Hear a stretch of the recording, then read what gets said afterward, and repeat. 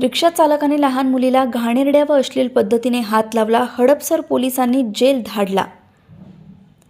9 October रोजी यातील फिर्यादी हा बाळवाडी येथून गाडीतळ हडपसर असा प्रवास करत असताना अग्रवाल स्वीट सोलापूर रोड गाडीतळ हडपसर पुणे येथे एका रिक्षामध्ये बसले असता रिक्षा चालकाने फिर्यादी यांना घाणेरड्या व अश्लील पद्धतीने हात लावला. या कृत्यामुळे फिर्यादीच्या मनास तीव्र लज्जा उत्पन्न झाली.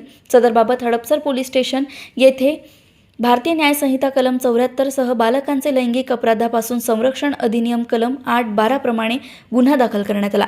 हडपसर पोलीस स्टेशनच्या हद्दीत घडलेल्या गंभीर गुन्ह्याचे गांभीर्य ओळखून आरोपी लवकरात लवकर निष्पन्न करण्यासाठी वरिष्ठ पोलीस निरीक्षक श्री संजय मोगले यांच्या मार्गदर्शनाखाली पोलीस निरीक्षक गुन्हे श्री निलेश जगदाळे यांच्या देखरेखीखाली तपास पथकाचे प्रभारी अधिकारी पोलीस उपनिरीक्षक हसन मुलानी, पोलीस उपनिरीक्षक सत्यवान गेंड व पोलीस अंमलदार यांचे विशेष पथक नियुक्त करण्यात आले. तपास पथकाने घटनेच्या परिसरातील सीसीटीव्ही फुटेज मिळवून त्याचे बारकाईने तांत्रिक विश्लेषण केले. त्यानंतर संशयित आरोपी शैलेश गुंडराव पाटील ओळख पटवून त्यात ताब्यात घेण्यात आले.